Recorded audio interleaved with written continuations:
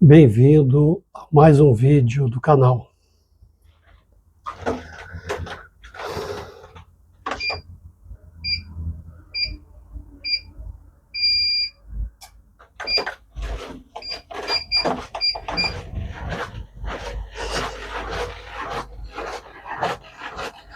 Pessoal, eu vou continuar com esse mesmo treino de 30 minutos, porque algumas pessoas reclamaram que os vídeos na esteira estavam ficando muito longos, e a princípio eu pretendia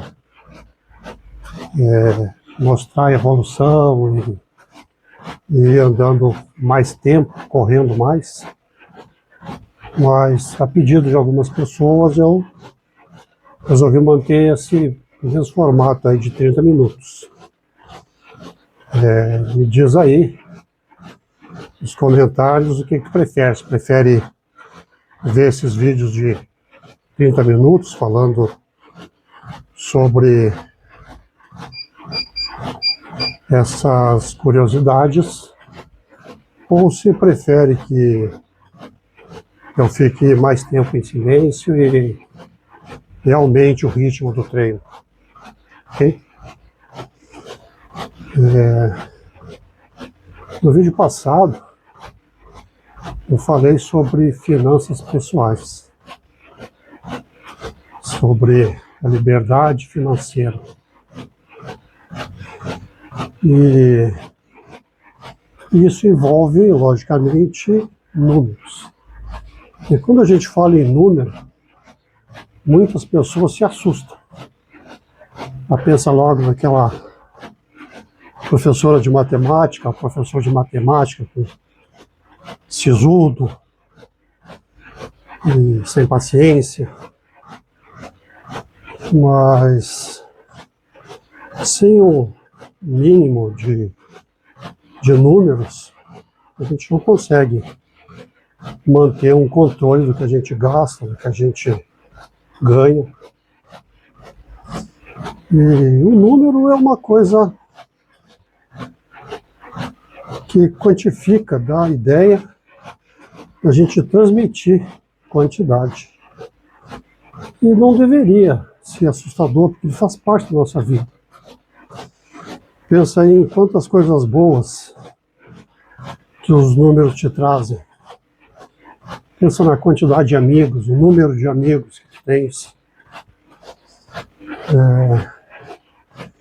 O número de pessoas da tua família que estão na tua volta.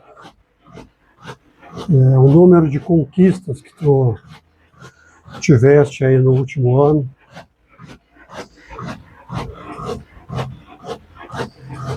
Então, os números, eles fazem coisas boas também. A gente não deve se assustar quando fala em número. Ele faz parte da nossa vida. A vida é formada de números.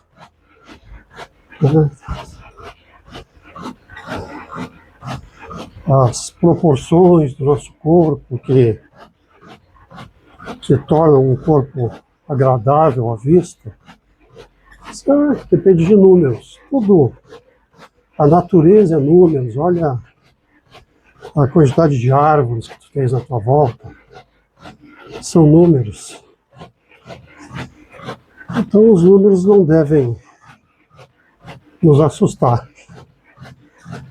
E eu, nessa caminhada aqui hoje, nesse treino, eu vou falar um pouco de números, para que a gente possa entender um pouco de como controlar e como escolher o que vai fazer com o nosso dinheiro, como vai guardar, aonde vai guardar, aonde vai investir. Então, é importante a gente saber algumas coisas disso. E a primeira coisa que a gente deve lembrar quando a gente está pensando nisso é em juro, taxa de juro. O que é taxa de juros?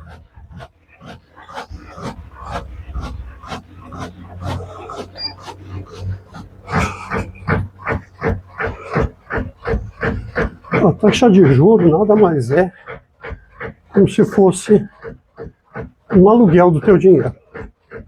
Então, tu tem um imóvel, aí tu determina que o aluguel dele é R$500 para alugar. A pessoa que aluga vai todo mês te dar esses R$500. O aluguel do dinheiro é a mesma coisa. Quando tu coloca o dinheiro com tesouro direto, ou compra um fundo imobiliário, ou empresta para um banco, ele vai te dar esse aluguel do dinheiro todo mês. Então, isso é o juro.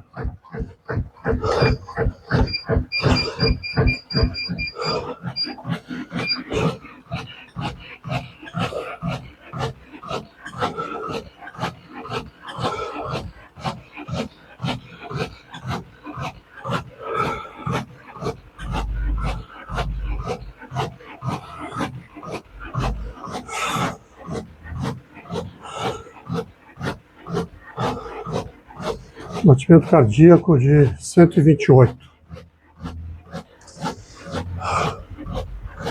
Então, isso é o juro. O juro é a quantidade de dinheiro que te é devolvida quando tu empresta o dinheiro. E a gente, quando coloca o dinheiro para render, então aí a gente tem uma taxa de juro. Essa taxa de juro é um percentual do valor combinado lá, que vai te pagar do valor do aluguel. Por exemplo, se tu empresta dinheiro, empresta aí R$100, a uma taxa de 10%. 10% de R$100 é R$10. E se essa taxa é mensal, todo mês tu vai receber esse valor de R$10. E uma coisa importante sobre o juro é que tem o juro simples e o juro composto. O juro simples, por exemplo, todo mês tu pega esses R$10 aí e embolsa, gasta, faz o que quiser. Então, com isso, todo mês vai continuar recebendo os R$10. Então, o juro simples é uma soma de juros. Então, se tu recebe 10% por mês em juros simples, tirando esse dinheiro, em 12 meses vai ter 120, vai ter recebido R$120, mantendo lá aquele capital inicial. Ou seja, te rendeu aí 120%.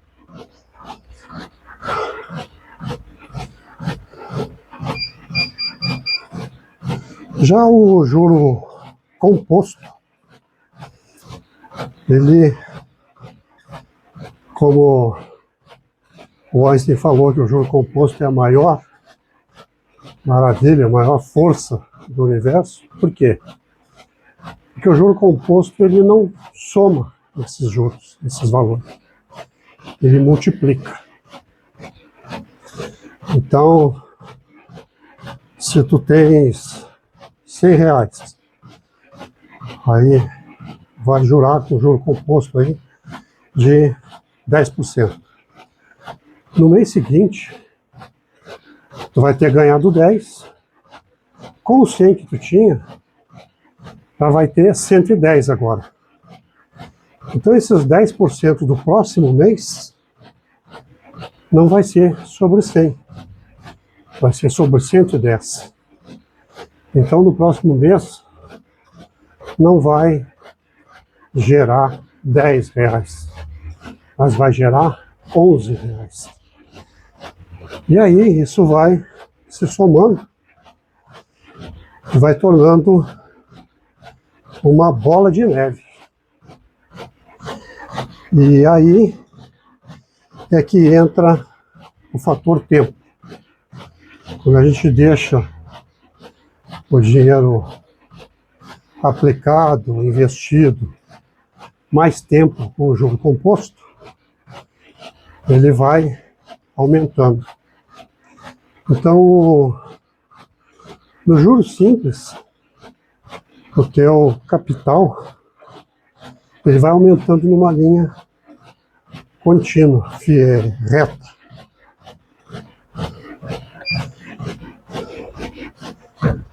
Com o juro composto, ele vai aumentar com uma curva. A curva inicialmente ela vai começar com pouca diferença, poucos valores. De um mês para o outro vai aumentar R$1, R$1,10 em relação ao passado. Mas com o tempo isso vai se somando e vai acelerando esse aumento. Depois de alguns meses, esse mesmo valor que tu botou lá inicial, ao invés de estar rendendo no mês 10, R$11, vai estar rendendo 50, 60. Então isso é o que acelera o rendimento.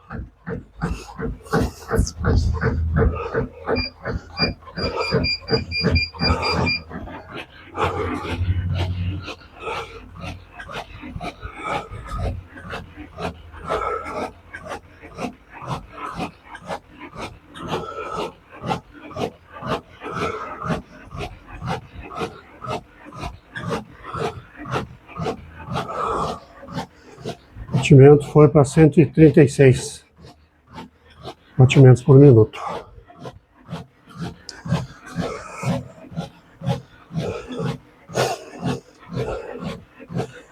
E aí, então, a gente vê que quando a gente investe, por exemplo, em fundo imobiliário, em que todo mês tu recebe o dividendo por aquele fundo. Se tu receber e deixar ele parado na conta ou pegar, isso vai ser um juro simples. Se com esse valor que tu recebeu, tu comprar outras cotas do fundo, aí isso vai se tornando um juro composto, que vai aumentar muito mais rápido o patrimônio. Então, o bom para quem está começando é procurar deixar o mais tempo possível reinvestindo o que recebeu.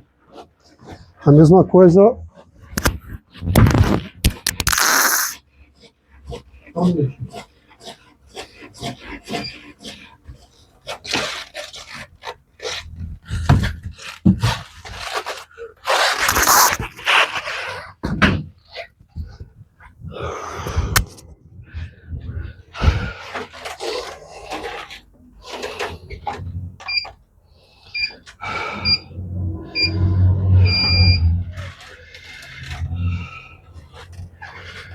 Derrubei o microfone aqui, desculpem.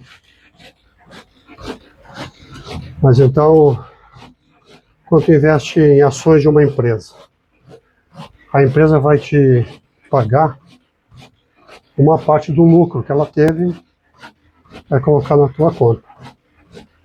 Aí se tu pegar esse montante que ela te pagou, de chamar dividendo, e comprar mais ações da mesma empresa, tu vai fazendo desse juro aí um juro composto, da mesma forma. E a gente tem as taxas e as inflações. E a inflação aí que são pagas. E a inflação cobre parte do nosso dinheiro aí mensalmente, né? Então é importante a gente saber o valor real que a gente está aplicando. Por exemplo, entre Selic e uma LCI ou LCA, a Selic, investimento no Tesouro Direto, paga imposto de renda, e a LCI e a LCA não. A gente tem que ver a diferença aí.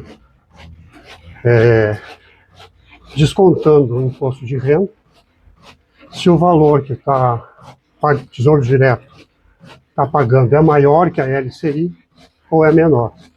Se tiver uma LCI que mesmo com o imposto de renda fique maior, vale mais a pena a LCI ou LCA, vendo sempre bem quem é que está emitindo esse LCI e LCA. Se é realmente uma instituição que não tenha tanto risco. Se tiver juro muito alto, é porque o risco é maior. Então, disso também a gente precisa descontar a inflação. Por exemplo, a Selic está pagando 15% ao ano. A inflação está dando aí em torno de 4,5% ao ano.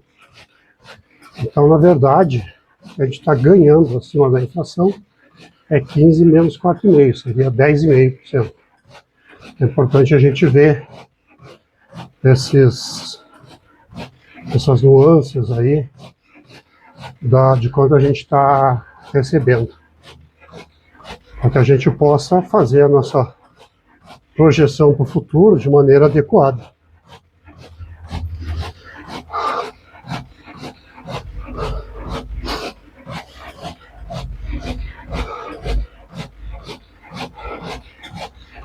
Então a gente não deve se assustar quando ouve falar em números.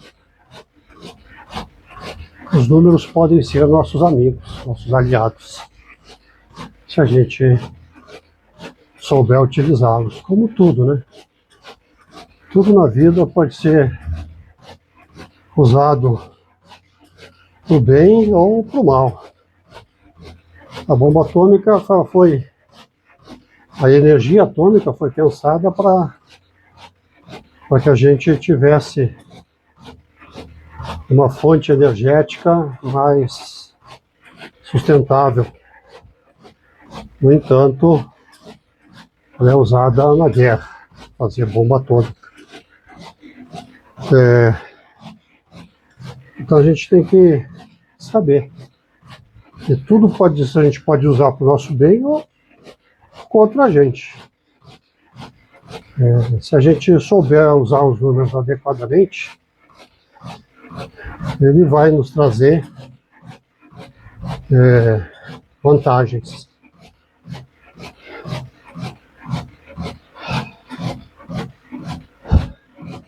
Essa história aqui de estar falando sobre isso, do microfone cair, aqui o planejamento do treino foi pro beleléu. É isso aí, vida real é assim. Quem sabe faz ao vivo.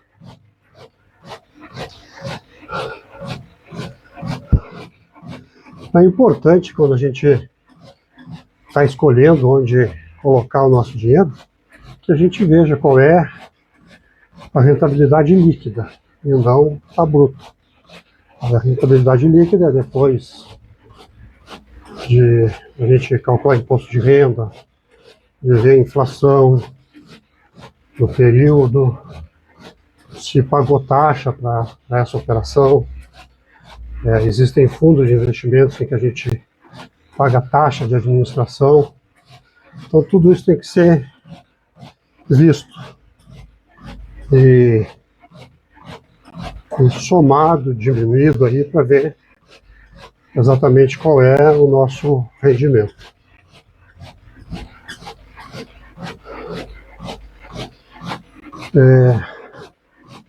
Falar um pouquinho sobre a escolha de ativos de uma maneira racional, com inteligência.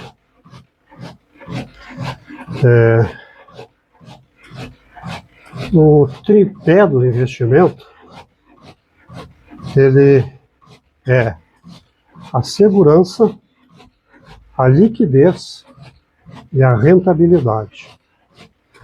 Então é com isso que a gente tem que jogar quando está escolhendo onde colocar o dinheiro. Se colocar o dinheiro lá e ele fica travado, só pode resgatar no vencimento daquele papel, então ele não é um bom investimento para fundo de emergência. Emergência, a gente não sabe quando vai acontecer. Já quando tu pode esperar mais tempo para resgatar, tem certeza que não vai mexer naquele dinheiro, a gente pode conseguir investimentos com uma rentabilidade maior. E aí entram LCI, LCA, CDBs, sempre de boas instituições financeiras. Quando a gente está comprando uma ação, tem uma coisa de uma empresa, um pedaço de uma empresa, no mercado tem uma coisa chamada o preço, taxa entre preço e lucro da ação.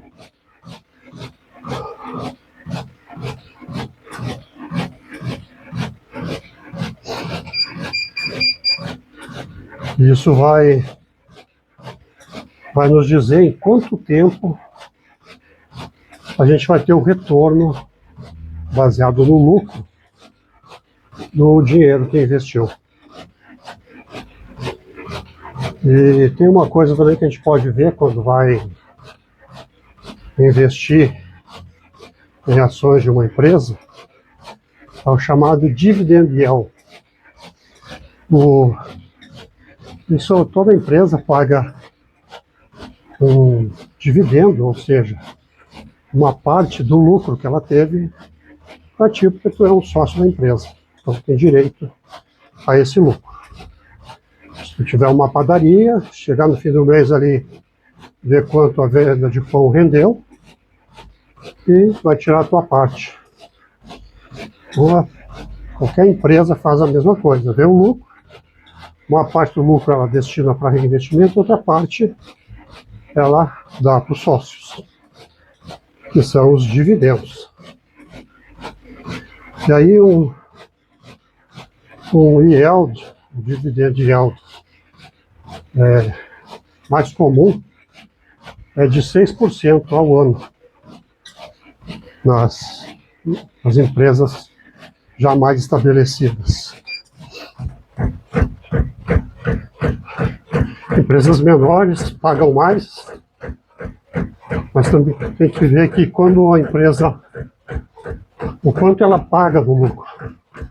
Se ela te entregar todo o lucro, ela não vai ter capital para investir.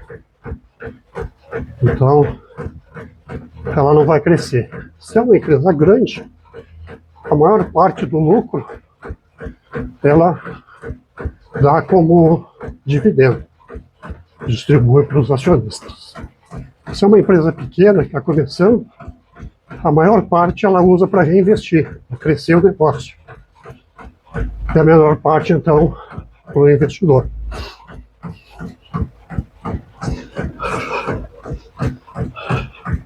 Então, o importante é a gente dominar esses números para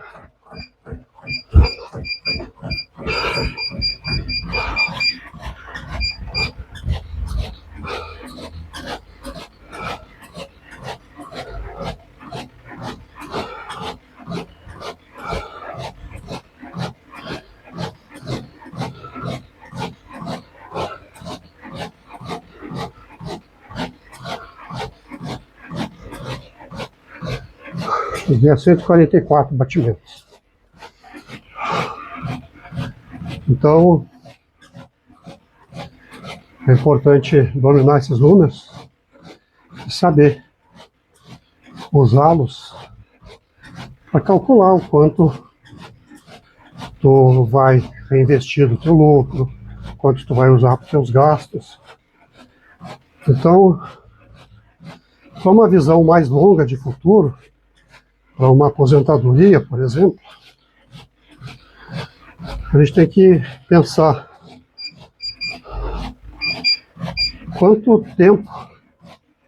em quanto tempo a gente vai se aposentar, de quanto vai precisar, para ver quanto a gente precisa aportar e investir mensalmente para chegar nesse montante.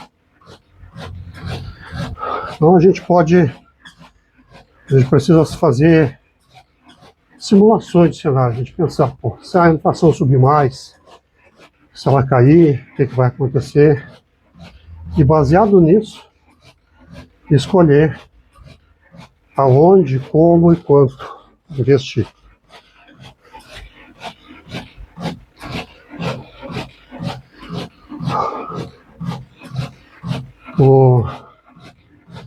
Então, a gente não precisa ser gênio de matemática para fazer esses cálculos. Com uma calculadora na mão a gente consegue operações, 4 operações normais. Somar, diminuir, multiplicar, dividir. Então, se a gente entender como esses números funcionam e sabendo usá-los, a gente consegue fazer a previsão dos nossos ganhos. Então, como eu falei, quando a gente está usando o juro simples, a gente soma a taxa de juros. Se é uma taxa de juros 10%, quantos por cento eu vou ganhar aí em 5 meses?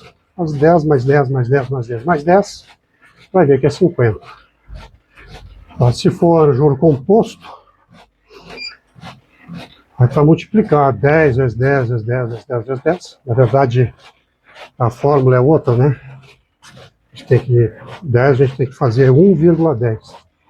1,10 vezes 1,10 vezes 1,10, a gente vai ver que ao final de 5 meses vai dar aí mais de 50%. Ou de 55%, próximo disso.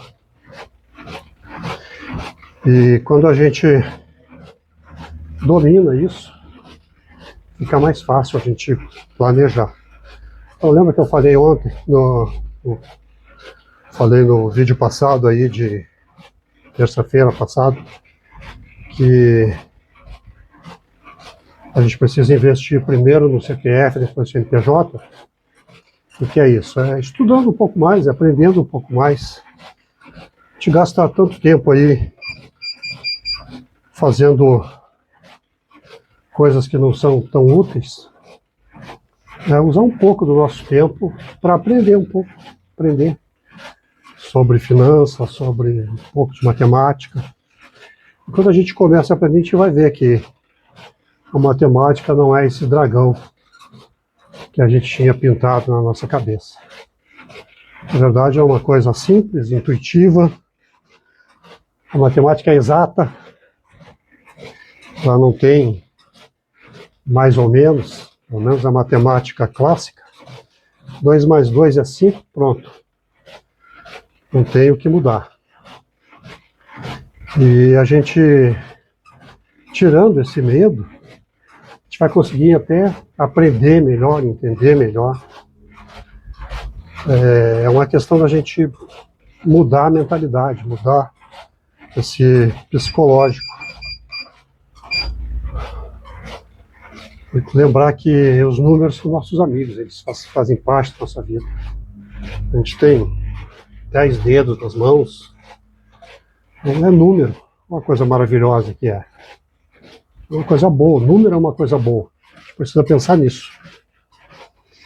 E esse era o recado que eu tinha hoje, a falar sobre essas nuances aí de números, matemática, investimentos, tentar tirar esse mito que número é coisa ruim.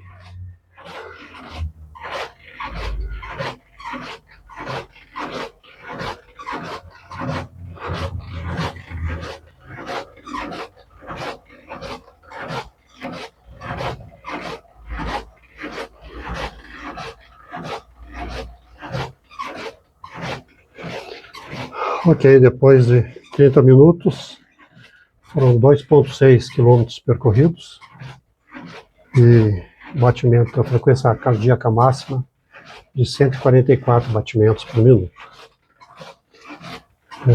Se gostou, achou interessante, dá teu like, te inscreve no canal, divulga esse vídeo, ensina as pessoas que tu gosta a se prepararem para o futuro.